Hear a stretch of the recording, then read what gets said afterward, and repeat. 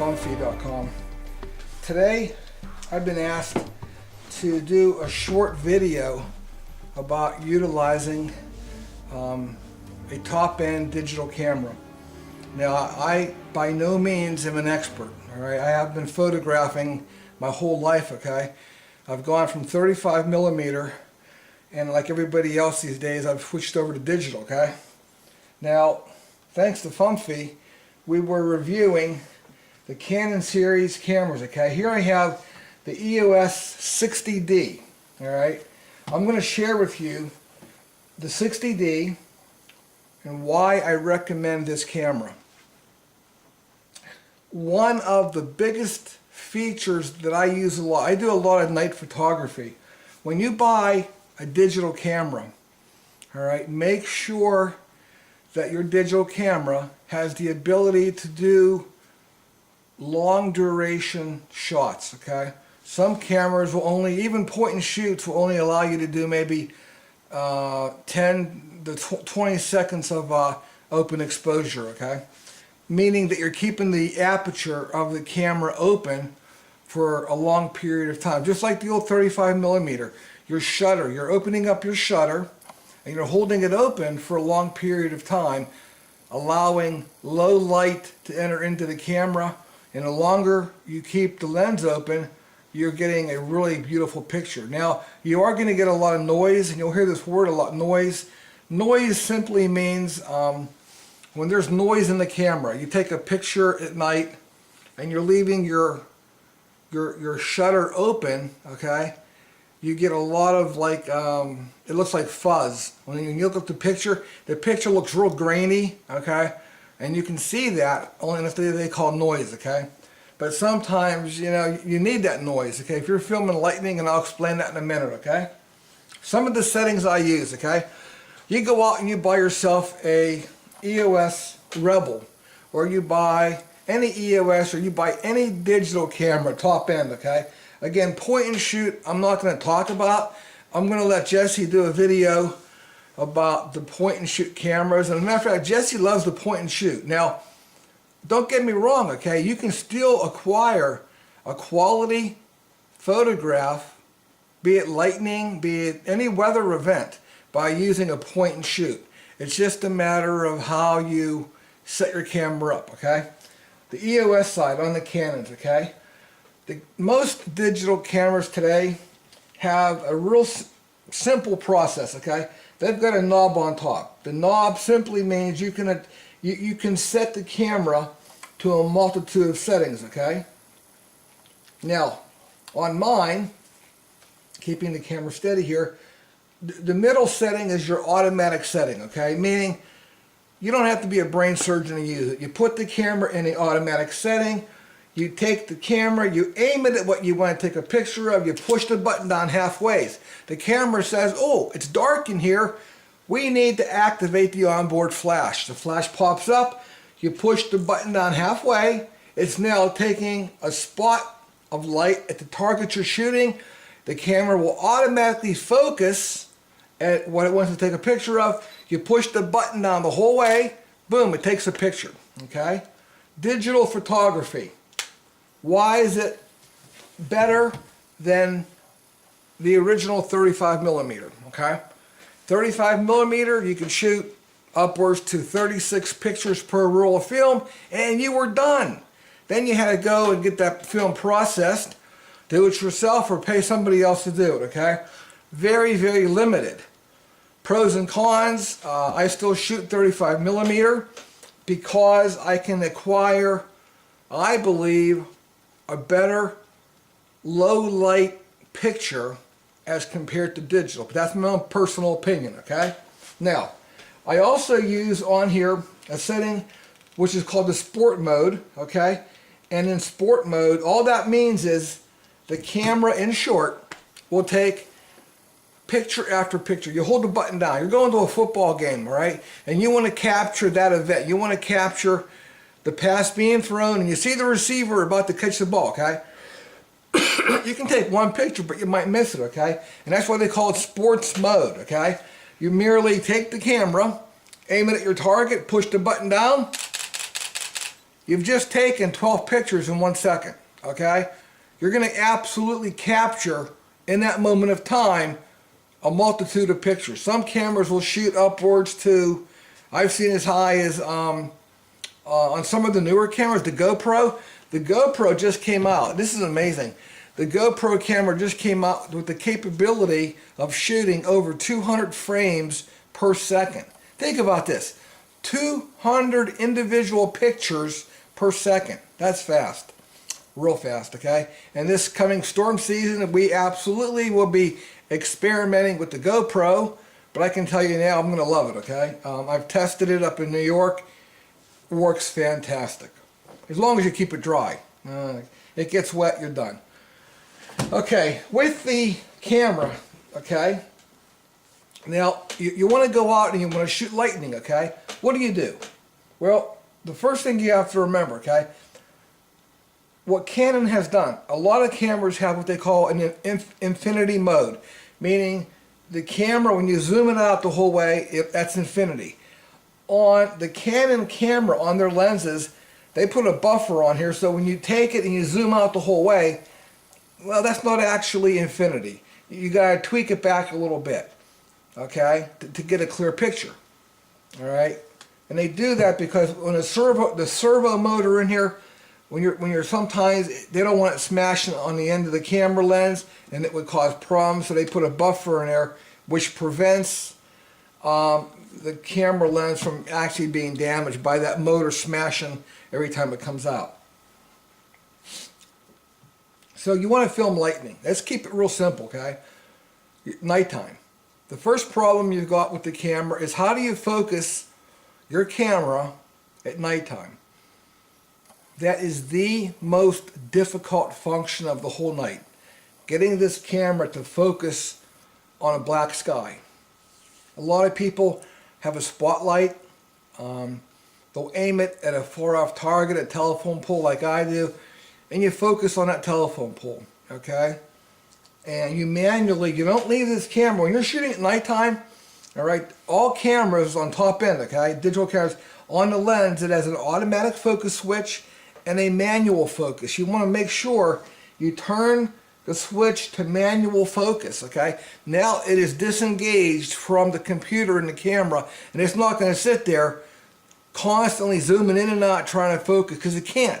There's nothing for it to focus on. You got a black sky, right? So you put the camera on manual focus. Now, what I do is I take my center knob here, okay, and I'm going to put the camera over to, you can either go in bulb setting, okay, but in the bulb setting of the camera, okay, again, the bulb setting means you're hooking up a switch. Well, you can push the button too, your shutter button, but most people use a cable release, okay? And as long as you keep that button pushed in, the camera will remain open and take a picture for as long as you want to hold it, okay? I put the camera on the manual setting, okay? Now, this gets a little complicated, okay? We have the ISO, okay? The ISO on the camera, which is right here, can't see it, but it shows up there. Your ISO is the speed of the film. Like in the old days, you had 100 ASA, 100 ISO, whatever, okay? The speed of the camera itself.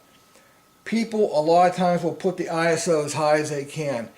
The higher the ISO, the more light you're going to be. You could take a black environment, put this thing on automatic, and you'll get a clear picture. It'll be grainy as heck, meaning there's a lot of noise there, but you've actually captured a picture at nighttime.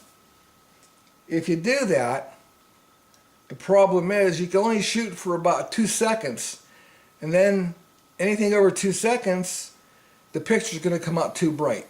What I do, I leave my ISO at about 125 to maybe 250, okay? I then will attach a timer to my camera. All right, on the camera here, I can automatically tell the camera to keep the shutter open up to, I haven't used it in such a long time, I don't remember now. Let me take a look here, okay? Let's see, we got Okay.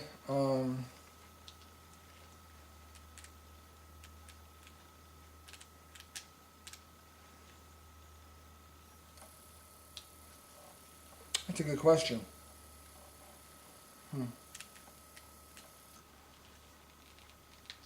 Manual setting.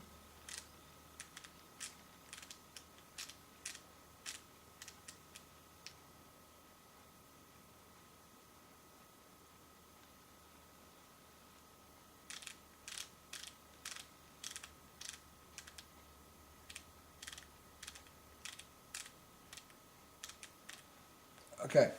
Okay, I'm back. Okay. On the Canon, in manual setting, which I use a lot, okay, I can set it out to 30 seconds, meaning I can automatically push the button, walk away, and the camera will be, the shutter remains open for 30 seconds, okay, and it captures anything that goes on within that 30-second period. Now, when I use the bulb setting, on the bulb setting, which I also use a lot of, okay, I can set my camera on a timer switch where I can leave the shutter open upwards to three minutes if I want to, okay? Now what's happening is, because my ASA, or my ISO is low, meaning there's less light coming in, okay? So think about it this way, okay? A low ISO, low light, high ISO, high light, okay? High ISO, short picture. The lower the ISO, you can, I already had this camera, the shutter left open for 1 hour, okay? Filming the sky at night. And you'll see pictures of the sky at night when people do this. You'll get the star trails, okay, and circles and all that. Pretty cool, okay? Works out great. But I usually shoot anywhere from 1 minute to 3 minutes, okay? On a low ISO, okay? Shutter stays open. Now what's happening is, on the lightning field, there might be 1 strike, there might be 4 strikes. I'm going to capture each individual strike. Okay, another problem. If the lightning is far away and you have a low ISO, odds are you're not going to pick it up because it's low light, okay? That's where you got to play with your camera a little bit. You want to go and think about it this way. Lightning is far away, real dim, okay? Well, then you want to be able to take low light situations. How do you bring that in? How do you capture it? Well, that's where you got to go to a high ISO on top end, but then you're going to be restricted to the amount of time the camera is left open, okay? Again, if you're shooting upwards to 8,000 on your ISO, okay? If the camera shutter is left open longer than even 10 seconds, okay, the picture will come out completely white. It'll be whited out. It'll be overexposed, okay? So it's trial and error. But that's okay. Why? Because we have a digital camera. A digital camera allows us to shoot more than 36 pictures. In one given night of me storm chasing and photographing lightning, I might shoot upwards to 5,000 pictures. Okay? 5,000 pictures. That's fine. I got to go through them all and look to find that strike, but again, 5,000 pictures, I might find 10 good shots. The rest of them I just delete. No more sending the film out to get it processed, okay? That is the advantage of digital photography. Now, the camera also has a lot of other fantastic features, okay? The lens has a built-in image stabilizer, meaning you're out there moving the camera like this, whatever, you know, and you're rocking and rolling. It's going to stabilize the picture you're taking, okay? And that feature can be turned off and on by the switch on the side of the lens, okay? Some of the more common features with the EOS, okay? It has a viewfinder, which I can take, open it up. I can turn it inwards, close it, open it back up. I prefer to keep it open. I can view on the back of the camera what I'm taking a picture of, okay? Just by throwing a switch, I can look through here and see my target area, what I want to photograph, or I can look through the viewfinder, okay? Again, if you're doing night photography, folks, this has no bearing at all, okay? You know, I talked about focusing the camera. That's all you have to worry about, okay? The camera has got so many features, okay? But that's what I recommend doing for night photography. Again, keep it simple. The idea is to keep your shutter open. And for my preference, keep it open the longer the better, a low ISO. Because if you have lightning on top of you, okay, lightning is real bright. If you're running a high ISO and you get a lightning strike, again, it's going to be bleached out. It's going to be totally washed out. You're not going to even know what it was, okay? Keep it simple, low ISO, long exposure time.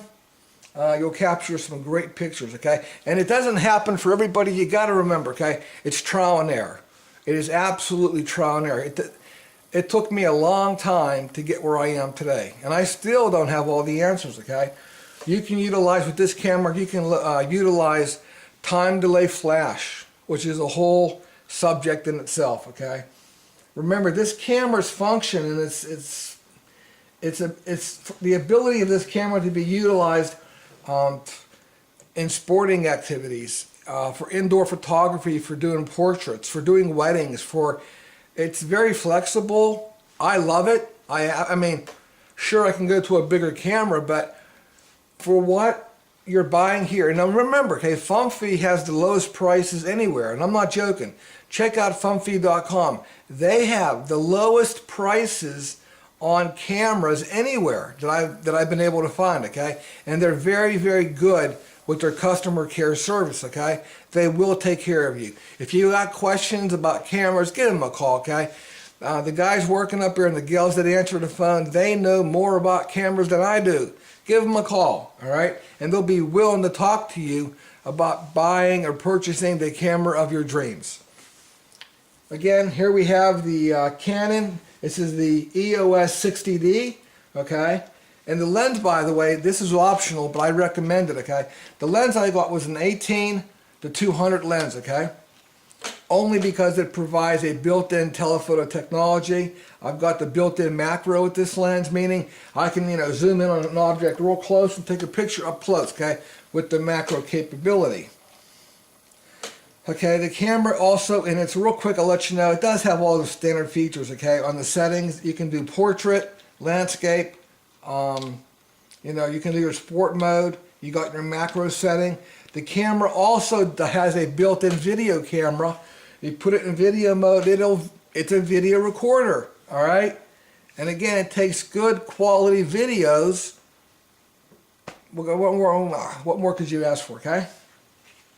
All right, folks, hey, for Fumfy and for AccuWeather.com, have a great day.